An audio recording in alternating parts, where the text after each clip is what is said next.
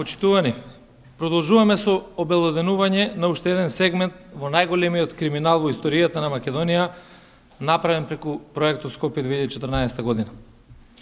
Во име на еднаквиот третман на сите лица пред лицето на правдата, денес јавно поднесуваме усна кривична пријава до јавното обвинителство на Република Македонија за гонење на организиран криминал и корупција против министерот за култура на Република Македонија Елизавета Канчевска-Милевска. За основа на сомневање за сторено кривично дело, злоупотреба на службената положба и овластување од членот 353 став 5 од Кривичниот законник за нанесена штета на буџетот на Република Македонија во вредност од над 3,5 милиарди денари или повеќе од 58 милиони евра. Имено се сомневаме дека спротивно на членовите 3, 4, 5 и член 8 од Законот за мемориални споменици и спомен обележја, министерката учествувала, поттикнала и ја злоупотребила својата функција на начин што во име на Министерството доставиле 13 иницијативи до Општина Центар за подигање на 22 спомен обележја, иако од содржината на истите и описот на ликовите даден во иницијативите произлегува дека се работи за изградба на мемориални споменици, за кои општината не е надлежна, туку Собранието на Република Македонија. И тоа свесно знаејќи дека за секој споменик поединечно Собранието мора да донесе одлука и тоа со Бадентерово мнозинство. На таков начин, пријавената министер за култура на Република Македонија Елизавета Канчевска-Милевска се сомневаме дека свесно и со умисла сторила кривично дело злоупотреба на службената положба и овластување од членот 353 став 5 од Кривичниот закон, нанесувајќи штета на буџетот на Република Македонија во вкупен износ од 3 милиарди 551 милиони 68 илјади денари или 58 милиони 23 986 евра. Еве само дел од доказите кои јавно овде ќе ги презентираме.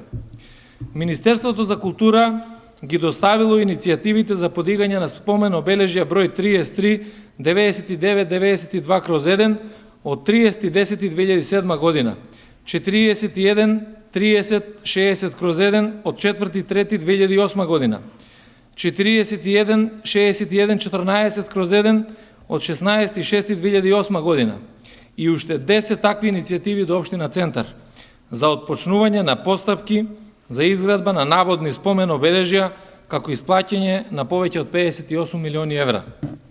Во сите своји иницијативи, Министерството за култура посочува дека станува збор за, цитирам, истакнати историски личности од историјата на Република Македонија, кои се од исклучително значење за развојот на државноста и за државно-правниот континуитет и се вградени во историскиот развој на Република Македонија. Описот на ликовите даден во иницијативите се совпаѓа во целост со законската дефиниција за мемориален споменик.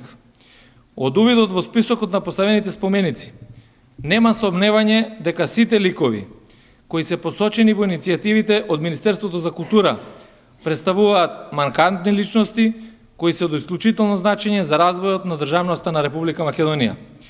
Спомениците на Гоце Делчев, Никола Карев, Даме Груев, Цар Самуил и Александар Македонски не се личности од локално значење.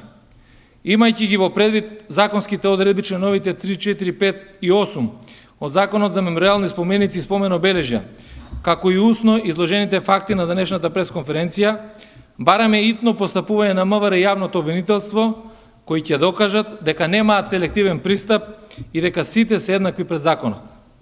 Повикуваме веднаш да се разгледаат и можностите во врска со тоа дали министерката може да го повтори делото, имајќи предвид дека се уште е на истата функција.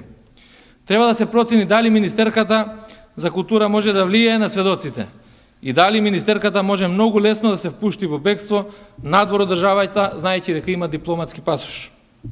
Државните институции се должни да реагираат. Во центарот на Скопје е направен криминал поголем од 300 милиони евра од страна на високи функционери на власта на ВМРО ДПМН. Ова е само дел од овој криминал што е направен во Скопје. Благодарам. Може ли надвор од темата беше многу јасно и десен? Денеска Борис Кондарков председател на ДИК поднесе оставка, што не е изненадување со оглед на најавите што ги имаше лидерот на партијата во едно интервју како можност. Но, кој доаѓа на негово место, дали веќе размислувате кој ќе го замени, како ќе функционира Државната изборна комисија, може би малку процедурата. Благодарам.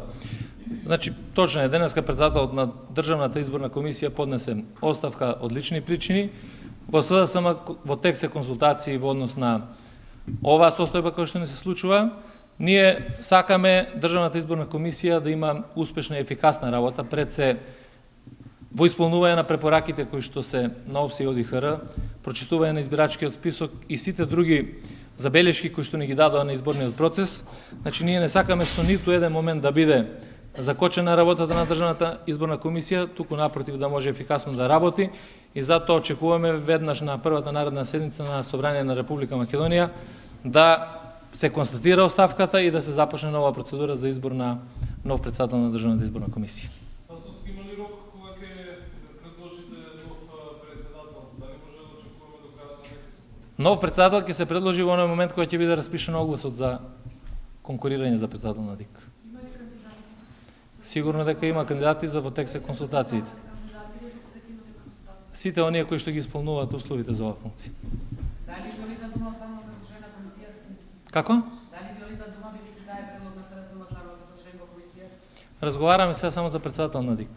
Дали може да се случи лице кое што не е член Как? предложен за председател? Реков, во тек се консултациите, кога ќе ги завршиме ќе знаеме точно кој ќе биде кандидатот и за тоа благовремено ќе добиете информација. Една дилема меѓу нас, дали Кондраков по дефолт е и член на комисијата и председател? Тој е председател, значи се бира како председател, а и член на Државната изборна комисија. Како председател? Вчера обвини дека вака се одговлекуваате одржување на евентуални предвремени избори. Како го коментирате тоа? Како тотална непознавање на работата на ДИК, како така смета премиерот. Има ДИК, заменик председател на ДИК, има мнозинство во Државната изборна комисија и таа може да функционира напречено во секој момент, дури денес. Да, после тоа нема да обвините дека изборите биле криминални. Криминалните избори кои што се спроведуваат во Македонија не зависат ниту од председателот, ниту од членовите на ДИК. Значи, криминалните избори зависат од тоа дали ќе бидат спроведени препораките на ОПСЕ и ОДИХР или не. Затоа ние рековме дека сакаме успешна, ефикасна работа, пред се за да се останат овие забелешки кои што даваат предпоставка за фери демократски избори и фер амбиент во Република Македонија. Благодарам.